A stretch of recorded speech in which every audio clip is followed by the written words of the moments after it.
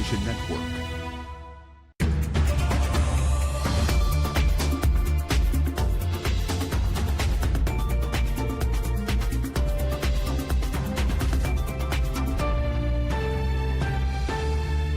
Hello and welcome to Dialogue. One of the biggest stories from the recent G20 summit is the India-Middle East-Europe Economic Corridor, or IMEC. Analysts say the massive rail and port deal is presented as a counter to the Belt and Road Initiative. While skipping the East Asia Summit, U.S. President Joe Biden lost no time to visit Vietnam, where the two countries upgraded their bilateral relations to a new level. What are the economic and geopolitical implications of the rail and shipping corridor? How have Biden's latest moves reflected his Asia strategy? Will Vietnam become a pawn of the U.S. against China? To discuss these issues and more, I'm happy to be joined by Professor John Gung from the University of International Business and Economics, Professor Anna Rosario, Malindog-Uy, Senior Research Fellow of the Global Governance Institution, and Hussein Asghari, Vice Chairman of the Belt and Road Initiative Institute, in Sweden. That's our topic. I'm Xu Qianduo.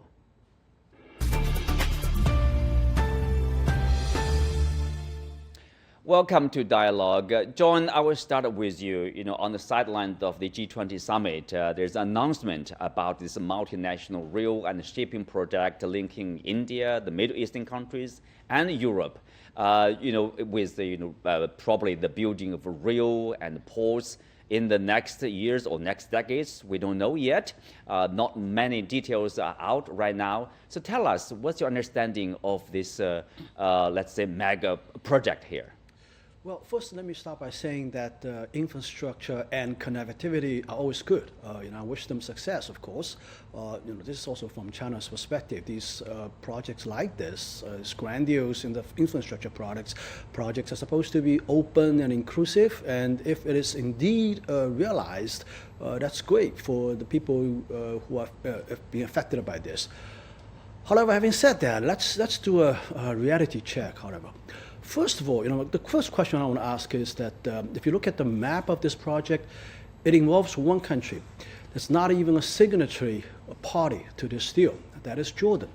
How can you make a railway connection from Israel to Saudi Arabia without involving Jordan, right? I mean, it's like saying, India builds a railway to Mongolia without China approving this or even without China knowing this. This sounds like crazy. And I think if you look at the signatories of this memorandum of understanding, this is from the White House press release, clearly Jordan's not involved at all. And I think it represents a little bit of arrogance and a condescending attitudes towards a sovereign country. You're building a railway over a country without even, they sanctify it or at least knowing about it, right? The second thing I want to say is that it's a big pie in the sky in my view. In consideration of the huge technological hurdles and huge financial risks associated with it. I mean, this railway traverses through the most difficult terrains for a railway in places in Saudi Arabia and UAE. People, have an understanding of the railway that China actually built for Saudi Arabia, what's called the Pilgrimage Railway, connecting Riyadh and I think it's Mecca, right? It's very, very difficult and it's extremely expensive. So I think, who's going to build it? I think most of the countries that have signed this memorandum of understanding haven't built a railway in the last 40 years. So, it's a huge technological issue that I'm raising here, as well as a financial issue. So in my view, I think it's more like a, PR campaign. There might be some geopolitical, geostrategic benefits that Washington can reap from this. But other than that, I think it's a big pie in the sky. It's not going to be realized in maybe the next decade. I wish it would happen, but honestly, I think it's vaporware at this point. So a lot of questions surrounding this, let's say, potential project over there. Anna, from your point of view, what do you think is the purpose for this economic corridor? For me, I think the IMEC is quite another initiative probably being orchestrated or being proposed by the United States. Basically, I would agree that it's one thing. It's for to counter the Belt and Road Initiative, which is very successful at the moment. But one thing that I can see in terms of challenge and how to put this forward and how really to implement it, because it's one thing to say that we have IMEC, but it's another thing to say that we need to implement this, is financial challenge. As you can see, one of the strongest proponent of this would be Washington or the United States. So I think one of the responsibility that Washington or the United States should do is to put forward finances. But if we look at the current status or the current condition of the economy of the US, if you really look at it and examine it thoroughly, it's in recession. So I am not sure how the United States, being the strong proponent of this IMEC, would push through with it, and in what way it would assure all of these countries that are quite enthusiastic to be part of IMEC will be more confident to be part of this, and how would it attract more attention? Because at the end of the day, you propose something, at the end of the day you need finances for it. So I think that's one of the biggest challenge for this IMEC to fly, and I don't know how they're gonna do it. Well, Hussein Askari, from your point of view, why it is the U.S. that probably most passionate about such a project? Yes, well, I agree with the other guests. This is a geopolitical empty shell, like Build Back Better World and the Global Gateway. There is no substance to it because this is simply geopolitics. It has very little to do with economics, which I can come to. But the issue is that what this project is, like the other US proposed projects, are exclusive. You create a club of nations who you think you have converging interests against someone else. The Belt and Road Initiative is all inclusive. It includes everyone, even the United States is welcome into the Belt and Road. The other issue is that the Belt and Road Initiative is a win-win cooperation project. This and other projects are, in the mind of the Biden administration, is a geopolitical zero-sum game. It will never work. I will come to the reasons. The Belt and Road Initiative is a potent initiative. The others are impotent because China builds things, and all the nations mentioned in this project. If you come to Europe, China has developed the Piraeus port in Greece. It's one of the greatest endeavors in the Mediterranean. It's building railways to Serbia and Hungary to connect Greece to the heart of Europe. It's Chinese companies. In Israel, China built a container terminal in the port of Haifa, which is being talked about here, and in the port of Ashdod. China built and developed these ports. Yes, the billionaire from India, Adani, he bought part of that with cash, which is doubtful where it comes from, in the privatization process. China is building the Emirate rail network. The Chinese company CRRC is participating in building the rail, although the locomotives are bought from the United States, from a subsidiary of Caterpillar, which is good. It's good for everyone. Saudi Arabia is negotiating with China to build the Saudi land bridge, which will connect the Gulf region of Saudi Arabia to the west coast of Saudi Arabia, and so on and so forth. So to assume that in the Biden administration, this is people who don't have their feet in reality. They are in the clouds. China and the Belt and Road have their feet in reality. As the professor said, this is a pie in the sky, but it's not. It is a real project, but China is building it in partnership with the Emirates, with Saudi Arabia and others. India, unfortunately, is being pulled into a different sphere away from China. This is the only purpose of this whole undertaking. There is no substance behind it. There is no financing. If the United States was serious, they should build their own railway and port and infrastructure network, which is collapsing. Mm-hmm. In Europe, we have a similar problem with financing and building infrastructure. So how come we could build these things in other parts of the world? China is building that in cooperation with these nations. Saudi Arabia and the Emirates are very happy with that cooperation, but they're open for European and American investments too. So there's a big difference between reality and what people in the Biden administration and the EU fantasize about. Well, Professor Sakari, you mentioned about the BRI, the Belt and Road Initiative, is open to basically every country as long as they are happy to be part of that. What about this new proposed economic corridor? Is there any possibility? Let's assume they will go into, in fact, some time in the future. Is it possible for Chinese participation, for Chinese companies, for example, to bid for certain project there? Professor Hussein Zakari.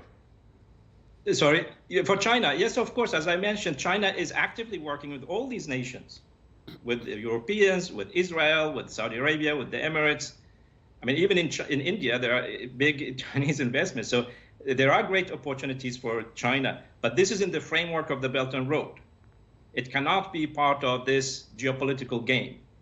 Exclusive clubs, military alliances, and nations are realizing more and more now that the method embedded in the Belt and Road Initiative, in the BRICS group of nations. I mean, I understand President Xi Jinping just comes out of a wonderful BRICS Plus summit where a new garden, so to speak, is being planted by many nations, a colorful garden. Why should he go to an overcrowded apartment where drunk people are quarreling? You know, this is the difference. We have two systems here walking in different directions. And the one which is closest to reality and to achieving positive results on the ground is the Belt and Road Initiative, because it's giving results. There are concrete projects, things are being built, development is being brought, technology is being transferred, investments are made by China without much talk. You know, China can Anna, put its money where its mouth is. Right. Let me turn to Anna. Professor, you know, if you look at the track record, which is not that sound, let's say, you know, global gateway announced by the European Union, or the Blue Dot Network by the U.S. Department, U.S. Department, and also the U.S. I think the G7, announced this B3W, like a Build Back Better World. So after the announcement, there's a little taking place. What went wrong? I think there are a lot of proposed some kind of grand project that the United States and the Western Alliance are trying to speak about. And sometimes when they have meeting like G7, G20, they come up with these things. But the problem with them is the follow through and also the planning. It's not really well conceptualized, well planned, and also the financing is not ready. Unlike the Belt and Road Initiative that you can see that from the time that it was conceptualized in 2013, even before the implementation, there's a well thought plan, and the funding is there, and the commitment coming from China is solid. So that's why it attracts a lot of participants. And imagine 50 countries and more than 100 plus organizations are part of the BRI, and until now it's one of the biggest projects thus far in the world that is successful, and it's really contributing to the poverty alleviation of countries that are part of it, and also the connectivity between different continents, and it produces fruits. And it's not only about hard infrastructure, it's also about soft infrastructure. So the difference is the concrete planning, the commitment is there for Belt and Road Initiative. But for this IMEC or some kind of Build Back Better of the United States, it's always like a buzzword, but it's like an air, it's like a balloon that is, that when you poke a little and it just explodes, and it's all air. So I think that's the lesson that many countries in the global south are learning. When you talk about the United States proposing something, there's that kind of ambivalence. And also in most cases, these are geopolitical scheme, and they always kind of isolate isolate China or other countries like Russia. It's not as inclusive. So that's why the Belt and Road is a game changer for the global south or the developing economies, precisely because of the fact that it is inclusive. Everyone is welcome as long as you agree with the principles that it's being espoused in the Belt and Road Initiative. So that's why it is successful, and many countries are actually joining it and supporting it, and the cooperation, win-win cooperation is there. So I think that's the big difference between this IMEC, Build Back Better of the US, and other proposed, and nothing happened to it. It's like air. It's there, but it doesn't have anything. Right. John, of course, for the US, if we remember, the US relationship with China, They have a competitive one. They say they are competing with China. They are confronting China because China is rising. The U.S. is concerned about being replaced as the economic or military or in terms of technology. So there is a concern in Washington. So they are trying to do something to slow down the Chinese economic development or the Chinese growth there. But then this is also presented as something countering the Chinese, Belt and Road Initiative. What about other countries, other participating countries like Saudi Arabia, like UAE? They are not competing with China. They are working closely with China. Right. Well, I think this is a very grandiose plan. As I said, and I'm very skeptical about its, how really this is going to be built on now. But however, having said that, I don't want to mention an existing plan in Israel. Actually, people have been talking about, because I've been, staying in Israel for some time, and I'm quite familiar with the situation there. There's a plan that's been floating around for quite some time to build a railway to connect the southern port in Israel called Ashdod to the port facing the Red Sea called Eilat, to build a railway. The purpose of that is essentially to bypass the Suez Canal. Suez Canal is actually a pretty expensive waterway. The Egyptian government generates something like $8 billion a year. So this is regarded as a competition, a competitive solution to the Suez Canal route. I think in all likelihood, that's probably more realistic than the grandiose plan of building a railway all the way through Jordan and to Saudi Arabia and to UAE. I mean, if you look at the port in UAE, the distance between UAE and Eilat in Israel, it's not that far actually. So there's no reason to build a railway to get around all these places. So I think that's probably a more realistic solution. I think that railway does benefit a lot of countries that has trade between Europe and Asia, and maybe the United States as well. But my sense is that doing something even in Israel, let alone talking about involving Jordan and Saudi Arabia, is still very difficult. I mean, this plan in Israel has been floating around for many, many years. It's not going anywhere. So we have to see what's going to happen. There are other countries, of course, in the region not happy with this project. For example, Turkey. Turkey has expressed a different idea. They say there's a different road connecting Iraq, Turkey, and to European countries.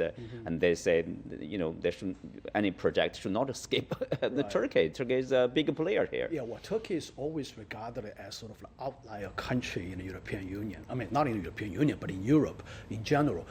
So I think, a project like this has a lot of geopolitical, geostrategic consideration to it, and that's for sure. So, if from that perspective, I think a project going through Turkey, I don't think the European players, Americas, would be really comfortable with such a solution. So I think that's not going to happen. I mean, Turkey is going to complain all it can, but actually has no reason to complain, maybe, because it's not going to go anywhere. I mean, the next 10 years, I don't think it's going to go anywhere at all. I mean, think about next 10 years? The financial and the technological and also the political, the geopolitical, the involving sovereignty issues. It's a nightmare to sort out these things. I'm just giving you one example. Going through Jordan. Jordan has a very good relationship with Egypt. What's Egypt going to do? Right? It has some influence over Jordan, over Oman. I think it's going to do something, right? Egypt certainly doesn't want this to be happening. So I think there's a lot of hurdles ahead, and they signed an MOU without all the parties involved. In itself, I think, represents a big problem at the very beginning, even before it starts. We'll speak of the hurdles, and. We know that the U.S. presidential elections are upcoming in November. And is there any possibility, people would ask for the U.S. to invest overseas in infrastructure and construction while doing very little about their domestic infrastructure, status, which is not that excellent, let's say, to say the least. So how likely is it, for the Biden government to invest in such a project while doing very little domestically? I think that is a huge problem that the current administration of Biden is facing. And there's a lot of complaint in the United States right now that, most of the resources of the current U.S. government is being extended to other things, like for example financing the war in Ukraine, rather than improving their infrastructure, their railway system. I think that's one of the criticism that many Americans are putting forward. If you really listen and you study the American politics at the moment, I think that will affect when you talk about the election in the coming 2024, around November. And I don't know. Well, it depends if Biden will still be the president after the election in 2024, or there will be a change of government. Because from what I know, Trump has a different perspective when you talk about more in. I think Trump is more focusing on internal dynamics, or domestic matters of America, of the United States. It's not really like willing to finance other things abroad. So if they have this IMEC and if Trump wins, I think this will also suffer in terms of financing, because I don't think Trump would want to finance more other countries, or a project like this that he thinks that the country will not benefit more in terms of revenue. But I think if Biden, the problem at the end of the day with project like IMEC is more still at the end is financial consideration, because I don't think the United States can afford financing a huge project like IMEC right now, given the economic conditions that they have, given the recession that they're experiencing. And one more thing, they're still financing the Ukraine crisis, and they're releasing a lot of money, and even American people are not happy about this. So I think these are realities that the Americans and even US are facing. But still, I mean, the current government, I think, is blind to it, or they just turn a blind eye about all of these things. Well, Professor Hussein Askari, also at the G20 summit, U.S. President Joe Biden made the proposal to expand the lending capacity of financial institutions like World Bank, again, to counter the so-called influence of the Chinese influence through BRI. What do you make of it? And of course, is there any likelihood that those financial institutions will undergo substantial reforms, for example, giving more say to rising powers like China, like India, or like Brazil or South Africa, for example? Yeah, no, I don't think so. This is part of a new operation which was launched by the U.S. Treasury Department last year. I call it Debt Trap 2.0. It's not the same as the old. They say China should contribute more to relieving the debt of poor and middle-income nations. China should abstain from giving new loans to infrastructure projects.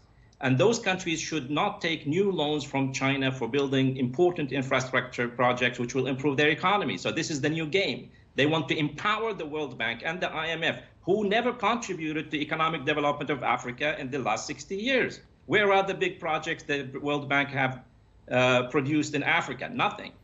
There's a lot of money spread all over the place, but has no effect. It's mostly political money.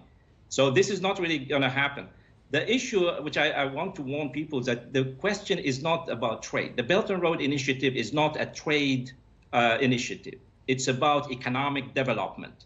And when President Xi Jinping talks about the economic belt of the new Silk Road, which is a land-based corridor, is about bringing development to landlocked nations and utilizing the human and natural resources of these nations to develop them and create the atmosphere where you can have better trade, better economic relations among nations. This is the core of the issue. It's not about trade.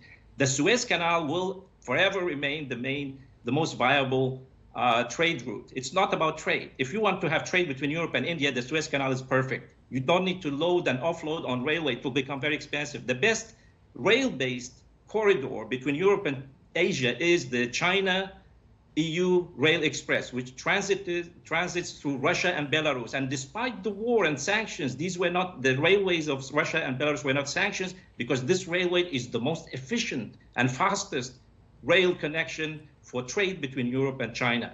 So when the speed increases on these corridors, then you will have alternatives. But the real issue is economic development.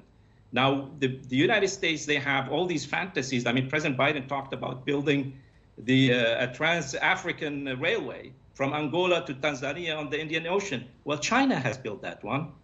I don't know if President Biden has people who know about geography or economic development. China did develop the Angola, Zambia Tanzania Railway a few years ago. Sorry, you are misinformed. Your knowledge about, but the real story is economic development. And I think, and the reason we started the Belt and Road Institute in Sweden is that because we think it's beneficial for Sweden and for Europe to participate with China in building development projects all over the planet. We have technological capabilities here, which are useful for the Belt and Road. We have construction companies who are very good, but we don't have the financing. We have enormous problems here at home. Mm-hmm. The Belt and Road, joining the Belt and Road is going to save us even here and even in the United States. So as they say, if you cannot beat them, join them. This should be the slogan for the world, instead of creating these empty shell projects. Why did they change the name Build Back Better World 3, Build Back Better World, to the Global Infrastructure Partnership? Because Build Back Better America failed. President Biden's own Build Back Better America failed in the Congress, did not get enough support in Congress to build in the United States. So how come the Congress will support financing projects outside America? This is all, hot air. That's a good point. Well, lastly, we have, of course, another stop made by President Biden in Asia. That's Vietnam. So, Anna, of course, the two countries upgraded their relationship to a comprehensive strategic partnership. So probably for U.S., many people are looking at Vietnam to use this country to, to balance or counter China in this region. But for Vietnam, probably they see it differently. They want to benefit from relationship with both China and the United States. What do you make of it? Thank you. Yeah, this is a very interesting development at the moment, especially in Southeast Asia. And as you know, I'm from the Philippines, so I'm part of. I am an ASEAN member. No, I think the decision of Vietnam to upgrade its bilateral relation with the United States to a comprehensive strategic partnership amid the great power rivalry is a well-measured move on the part of Vietnam. But this time, they are putting premium on economic considerations such as economic cooperation agreements with Vietnam and the U.S. companies, more particularly on semiconductor, tech, aviation, chip making, and artificial intelligence. So it means more business and more partnership between Vietnamese firms and U.S. firms. But I think on the part of Vietnam, when you talk about foreign policy, I think Vietnam is consistent. I don't see Vietnam, being with the United States or with the Western Alliance, joining the bandwagon or the orchestrated some kind of blocks containing China or countering China. I don't see it that way. I think Vietnamese foreign policy will be consistent, that it will pursue an independent foreign policy, prioritizing more its national interests and well-calibrated balancing act between Beijing and Washington, or between Beijing and the United States. Mm-hmm. But if you look at the United States, as far as it is concerned, I think for them, the way I see it, the way I analyze it, is that the comprehensive strategic partnership with Vietnam is a calculated move to counterbalance China, or to counter China, or to contain China. I think U.S. sees Vietnam as a crucial in its strategy to contain Beijing, in the context of what you call Indo-Pacific strategy of the United States. I think the expanded partnership reflects the broader efforts of the United States across Asia to counter China's influence, especially when you talk about trade, when you talk about economics, when you talk about politics, and even geopolitics for that matter. I think this is much more the intention I see on the part of the United States. But on the part of Vietnam, I don't see it that way. I think Vietnam is more focused on economics and how they can benefit from this kind of upgrade in right. relationship. But I think U.S. is a little bit more geopolitics in that sense, though there is an economic component, because they're trying to look for some kind of access also to rare earth minerals for their production, because they're kind of afraid that probably in a matter of time, China will be very self-sufficient when you talk about semiconductor issue. Because right now, when you talk about trade and you talk about issue on trade, I think the United States is imposing, or have this kind of trade war imposing many restrictions on China. Well, when you talk we about have to stop there. And with that, we come to the end of today's show. Many thanks to our guests. You can also find us on the CGTN app or on YouTube. I'm Xu Qinduo. Thanks for being with us. See you next time.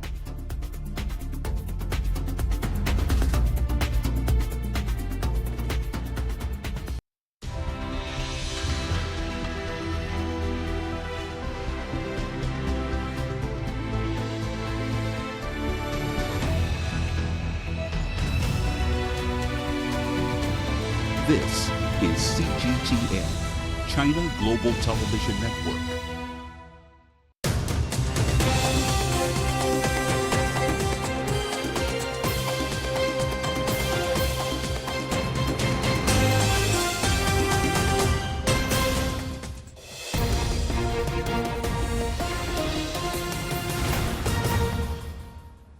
This is The World Today. My name is Martin Andanar. We begin with breaking news. The Philippine Institute of Volcanology and Seismology says a magnitude 6.4 quake has hit the Cagayan province in northern Philippines.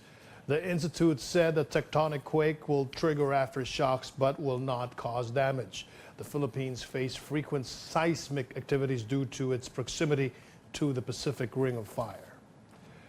Over to Libya, where Hurricane Danielle has killed at least 2,000 people with thousands more missing. The storm swept away entire neighborhoods and wrecked homes in multiple coastal towns.